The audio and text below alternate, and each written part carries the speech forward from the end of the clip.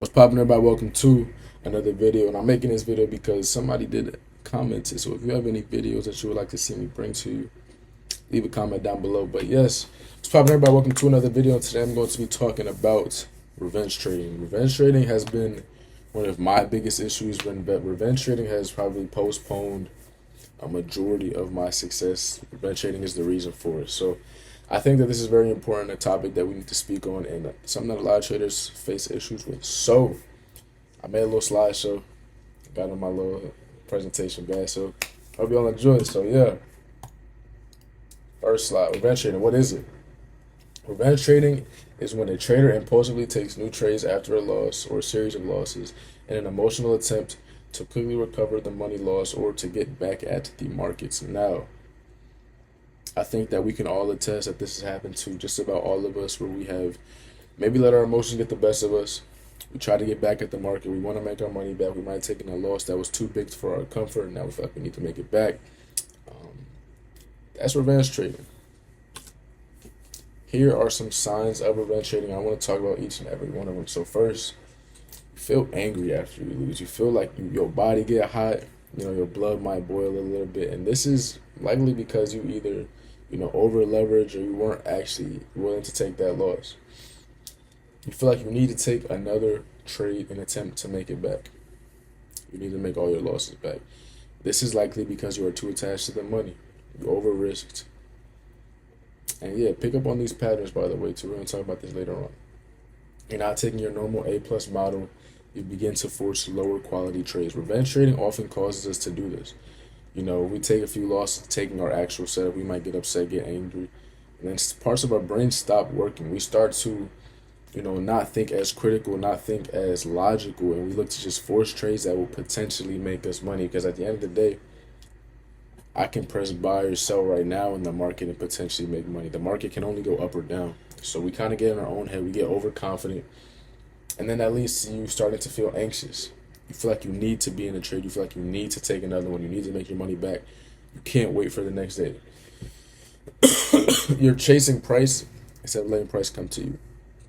This is very important. This has happened to me a lot, where I will try to impose my will on the market, and every single time I do, the market will prove me otherwise. The market will show me not to chase it and to let it come to me. You increase your position sizing. This also goes along kind of head in head with taking back-to-back, with ignoring your stop loss. Increased position sizing and ignoring your stop loss / your TP are two kind of like correlated things, because you can ignore your stop loss. You might drag it out, especially if you're on Top Step X maybe, or any platform where you have a set stop loss where you can see the number. You might drag it higher. You don't want to really accept that loss. You're not willing to accept it. And then for your TP, when you extend your TP, you're just trying to make more money. Then price ends up reversing on you after you tried to overextend your take profit level, and now you're even more mad. All stuff that's happened to me before. And now you're taking back-to-back trades outside of your trading plan, things that you don't even usually take. You're literally just trying to press buy or sell whatever direction the market's going just to make some money back. And then lastly, you're extending your trading hours outside of your routine. This has happened to me so much to where, I like to trade 9:30 to 10:15 usually. New York Open is my optimal trading hours. And then if I'm looking to revenge trade, I might trade lunchtime, or I try to get on PM session just to find something, just to make my money back from a bad morning that I had. Like, all of that stuff is relative, and it happens to the best of us. It's happened. All of this stuff right here is my personal experiences that has happened to me for a very long time. Now, why does it happen? Our upbringing. I think that is how we are wired as humans. When we come up, we're growing up in school as young adults, whatever you want to call it. We were always kind of told and taught that losing was bad. Getting a bad score on the test was bad. Losing in a sports game is bad. Losing in a video game, bad. Like, all of this stuff, losing has such a negative persona in how we were raised. Which I'm not saying that's a bad thing. Losing obviously isn't the best. However, in trading, it's very opposite. You need to learn to embrace losses, and trading is quite literally, or losing is quite literally one of the best things that can happen to you in trading, which is very rare. There's not a lot of jobs like that where you are supposed to embrace losses. Usually, you're punished for losing. You're punished for getting a bad test score, or you're punished for losing, and whatever the case may be. A lot of the time, losing has a negative correlation, and part of the way on how we can overcome this is learning to rewire our brains. Um, but I think that one of the main reasons why this happens is our upbringing. So yeah, so here's some more causes though. You're greedy. You're too attached to the money. You cannot afford to lose what you're trading with. And a lot of the times, this stems from over leveraging. That's not being able to really handle or manage the account size that we're trading with, and things like that. Another thing, you're impatient. You cannot focus on the long term. You keep focusing on the day to day, the trade to trade. You can't think about the month to month, the year to year, because at the end of the day, we're all planning on trading for.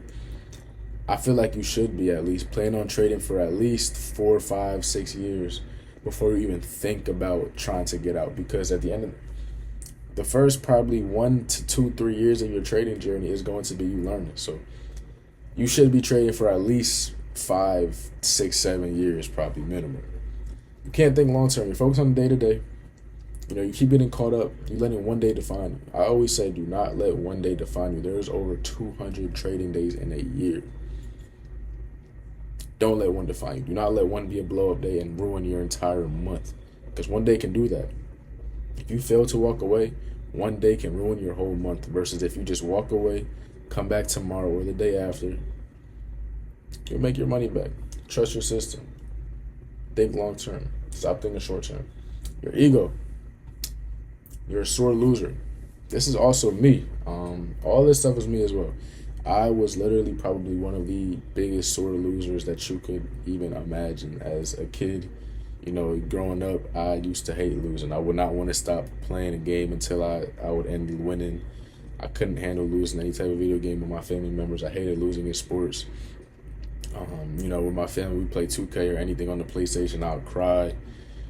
If they beat me, I would try to fight. I would try to throw stuff at them. I was terrible. I was so competitive, and I still am.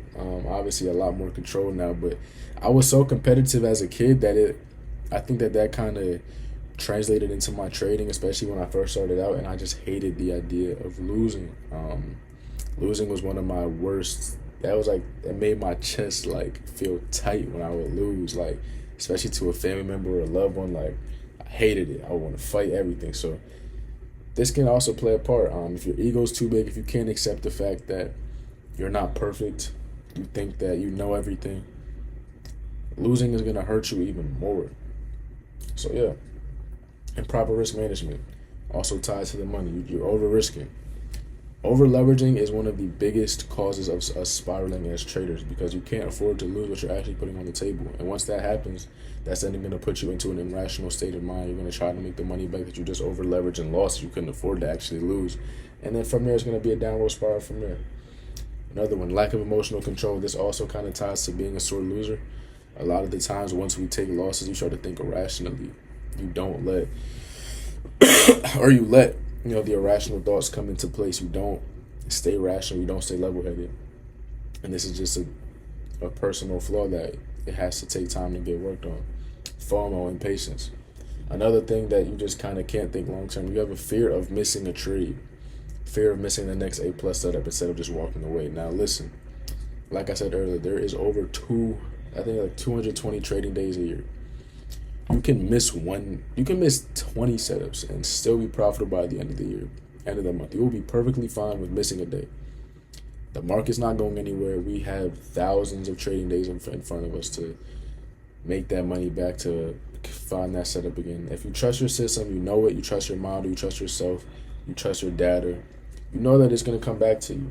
No need to try to chase it. No need to force. No need to be impatient. No need to be afraid of letting one setup walk away. There will be more. Live to trade another day. There will be another day. There will be another month, another year to trade. I promise you, you'll be perfectly fine letting one trade walk away. You're on a dopamine hunt. You're a gambler. You just love pressing buy or sell. And if this is the case, this wasn't really me per se, but if this is the case for you, you definitely need to work on this.